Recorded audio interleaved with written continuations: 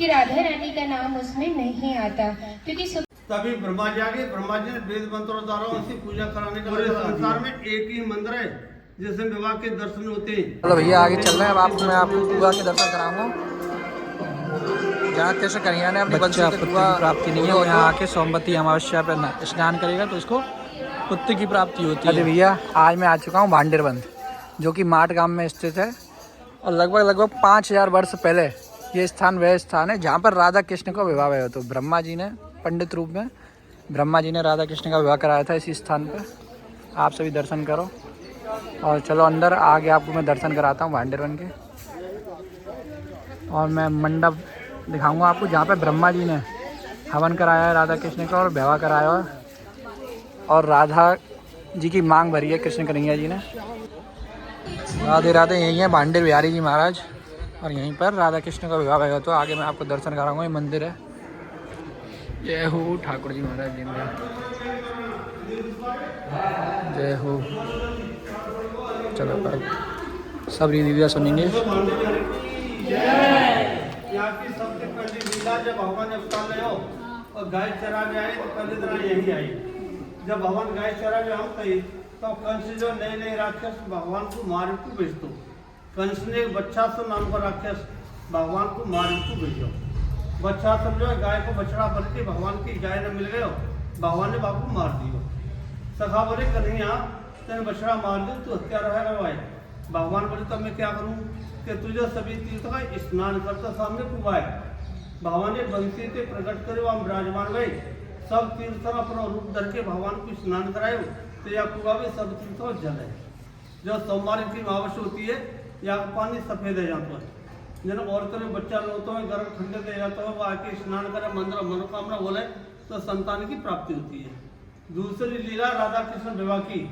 जब भगवान कृष्ण और राधे जी प्रकट आ गए तो भगवान कृष्ण 2 वर्ष के नंद बाबा गाय चरा रहे। भगवान कृष्ण उनकी गोदी में लेके भाई फाकर को मनाओ शुक्ल पक्षी की द्योजे बोलता है प्रजा फुलराध्यो।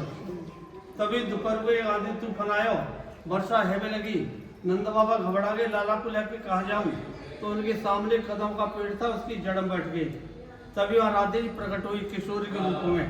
नंद बाबा बोले आओ किशोरी जी, मैंने तुमको पहचान लियो है, तुम्हारी धरोहर मेरे पास है, आपको ले जाओ और अपना मनोरथ सिद्ध करके लाला कुशल पूर्वक यशोदा मैया पास पहुंचा दूँ। राधे ने भगवान को गोदी में लिया, गोदी में लेकर के आप प्रवेश किया।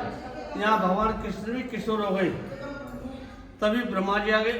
तभी भगवान की लीला थी। यहाँ पे मंडप प्रकट हुए हो, जहाँ में 1000 खम्भा लगे हुए, रत्नमणि से सुशोभित है, बीच में सिंहासन बने हुए हुए। सिंहासन पर चढ़ने के लिए 7 सिद्धि लगी हुई है। राधा कृष्ण को सिंहासन पर बिठाला। तभी ब्रह्मा जी आ गए। ब्रह्मा जी ने वेद मंत्रों द्वारा उनकी पूजा कराने का लगा लगा दिया। जिस टाइम पे ब्रह्मा जी पूजा करा रहे तो भगवान ने अपनी बंसी को अपने पास में रख लिया। उस बंसी को राधे जी ने चुरा लिया। ब्रह्मा जी ने कन्यादान किया, यज्ञ कराए, फिर कराई। लास्ट में क्रिया होती है लड़की के मांग में सिंदूर भरवे की। जब तक लड़की के मांग में सिंदूर ना भरे जाए विवाह मान्य ना होती। तो ब्रह्मा जी बोले प्रभु राधे जी की मांग में सिंदूर भरो। भगवान ने राधे जी की मांग में सिंदूर भरा। सिंदूर भरते ही मंडप रूप हो गया, ब्रह्मा जी रूप हो गए, देवता रूप हो गए, राधा कृष्ण अकेले रह गए। तो ये दर्शन जो विवाह के दर्शन है भगवान राधा। अब चलो भैया परिक्रमा लगाएंगे राधा रानी की। जय हो। अब देखो ठाकुर जी की बहुत ही अच्छी छवि है यहाँ। राधे राधे। ये वो स्थान है भैया, ब्रह्मा जी राधा कृष्ण जी को ब्याह करा रहे हैं। तो दर्शन करो आप सभी। ब्रह्मा जी यहाँ पर पंडित हैं, ब्राह्मण है, और यही राधा कृष्ण का विवाह करा रहे हैं।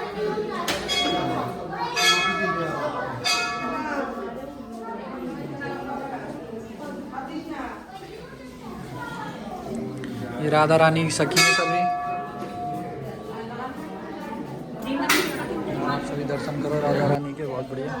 राधा राधे राधे राधा राधे श्री कृष्ण गोविंद हरि मुरारी। चलो भैया आगे चल रहे हैं। अब मैं आपको कुआ के दर्शन कराऊंगा, जहाँ कृष्ण कन्हैया ने अपनी बंसी से कुआ खोदो तो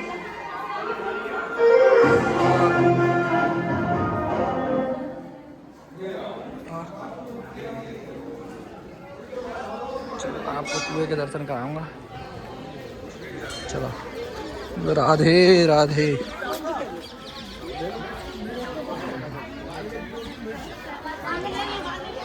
भैया ये कुआं है।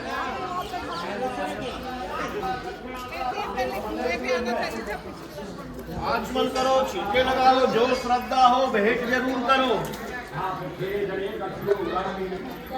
जो भैया आचमन करो। आचमन का कुएं के दर्शन का, कुएं पे दान का, दक्षिणा का 100 गुना फल है। जो श्रद्धा हो भेंट जरूर करो। यह भांडेरवन बेणुकूप है। ये सोमवती अमावस्या पर यहाँ सभी बढ़िया संगम।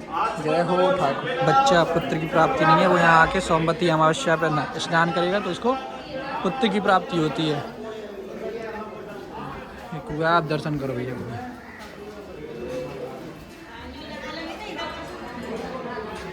और इस कुआं की खासियत है भैया कि सोमवती अमावस्या पर राधा रानी की कृपा से जब कुआं को पानी सफ़ेद है जावे। और आगे आपको दर्शन कराऊं भैया दाऊ जी के। ये दाऊ जी महाराज को मंदिर है। जय हो दाऊ जी महाराज की। जय हो। राधे राधे। दाऊ जी महाराज हैं भैया। यहाँ दाऊ जी महाराज के दर्शन करेंगे।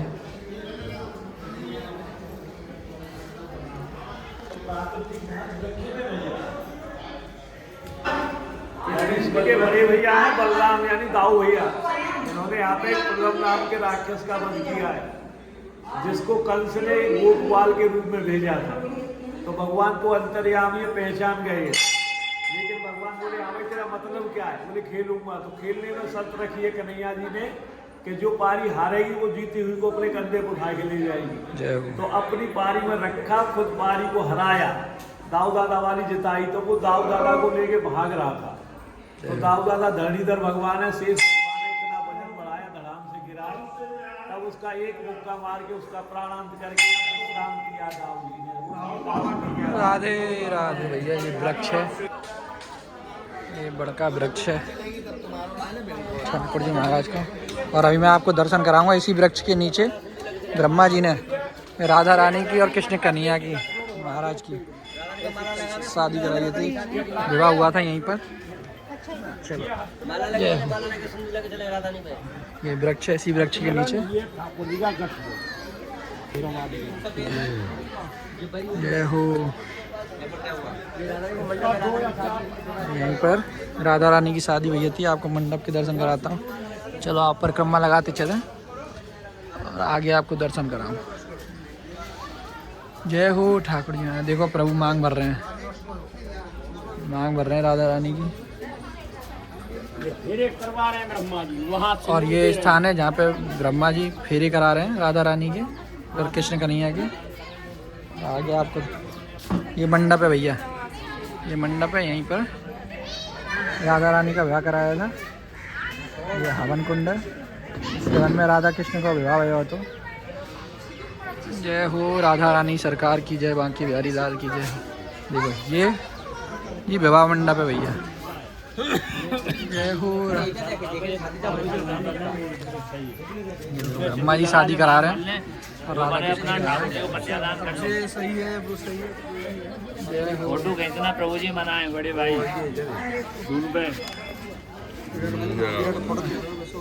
जय हो पंडित जी महाराज की जय। इसी स्थान पर राधा कृष्ण का विवाह कराया हो। तो ये मंडप है भैया और ब्रह्मा जी महाराज बीच में बैठे हैं और राधा कृष्ण का विवाह कराया।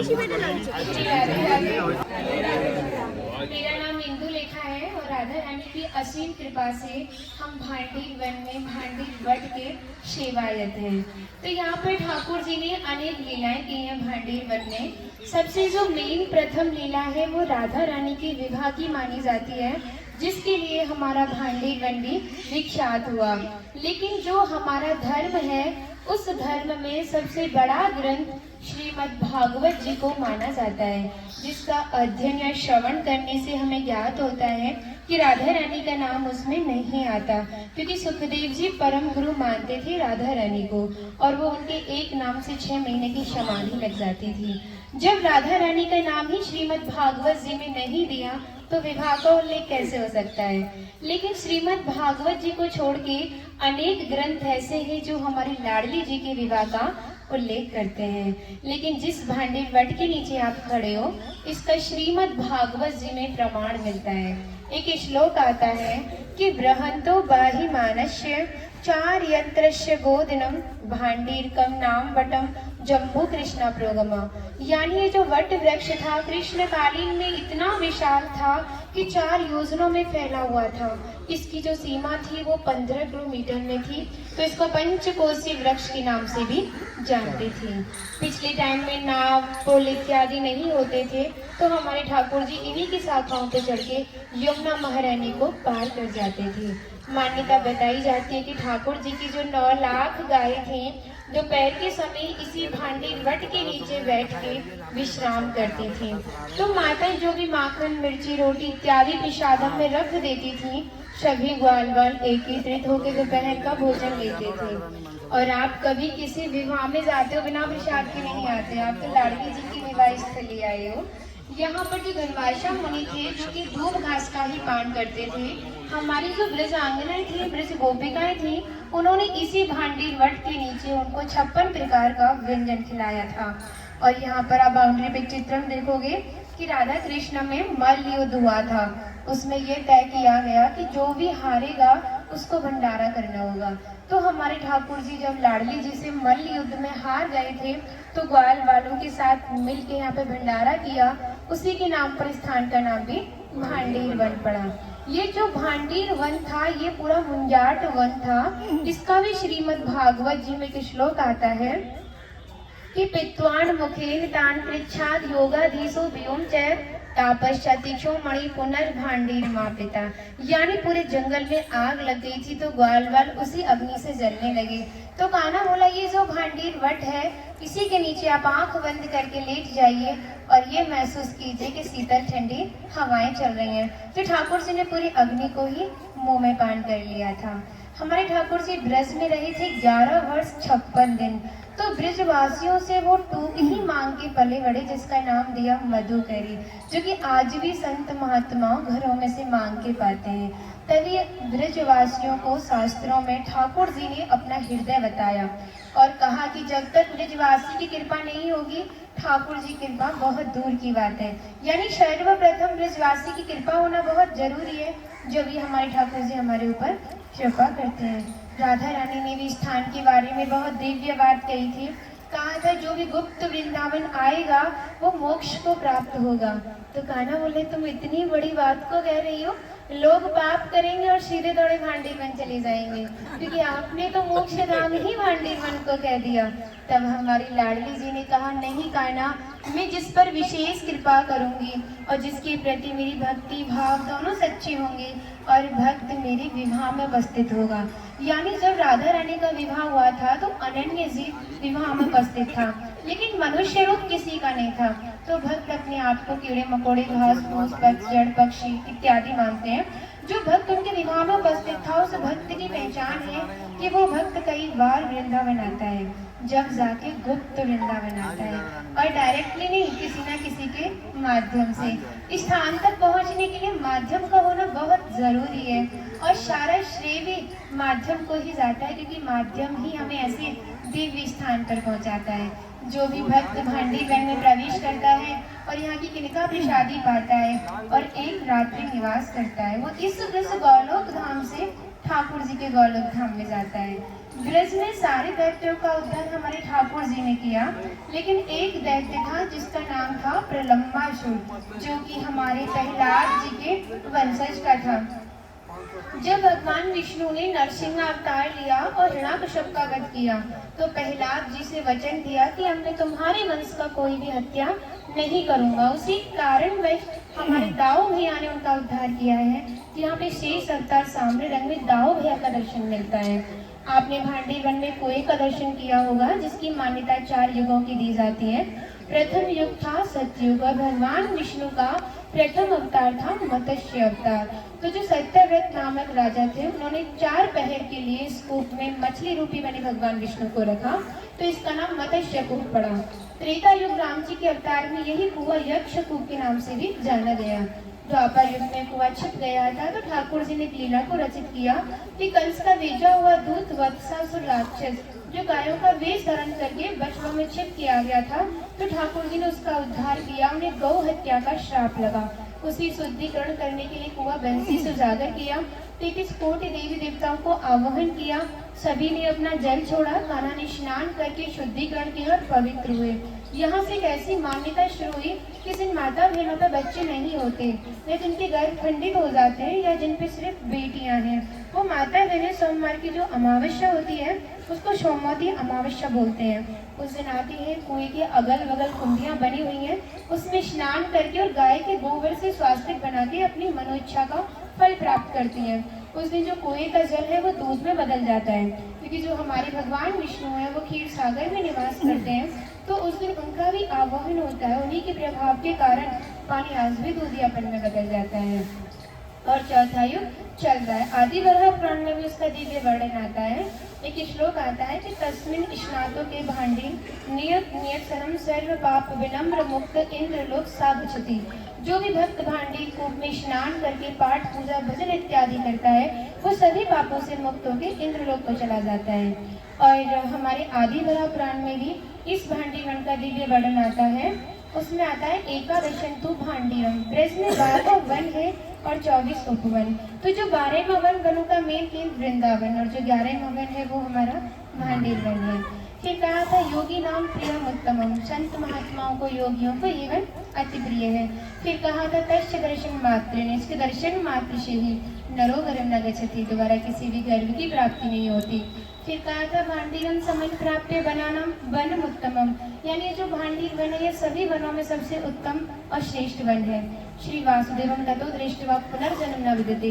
जो भी भक्त भांडीर वन में प्रवेश करता है श्री वासुदेव जी का दर्शन पाता है, पुनर्जन्म गर्भ यातना से मुक्त हो जाता है। राधे राधे राधे। राधा रानी प्रसादी देंगे भैया, आ जाओ चलो। जय महाराज में पहले कहो, पहले कथा आप लोग भी मानसिक रूप से राधा रानी की प्रसादी दो। क्या देख करके आए होगे वो बताओ। तुम लोगों ने तो आप प्रसाद दो। 3 मंदिर छोटे छोटे से बने हैं और इन तीनों मंदिरों में राधा कृष्ण और ब्रह्मा जी बैठे हैं, परंतु ये तो एक समय के आधार से दर्शन देने के लिए बनाए गए हैं। जो हमारे आदि काल से द्वापर युग से जो बनी बनी मंडप और उनकी इन वृक्षण से ही ग्रंथि बंधन है रही है। छोड़ा छोरी की गांठ बांधे ना तो ग्रंथि बंधन वृक्षण की है रही है। हाथ पकड़वा में एक दूसरे को, एक वृक्ष में दूसरे वृक्ष को हाथ भैया प्रसादी आप भी लो, आप भी ग्रहण करो। जय हो राधा रानी सरकार की जय। प्रसादी भैया मानसिक रूप से आप सभी प्रसादी लो, बोलो राधे राधे।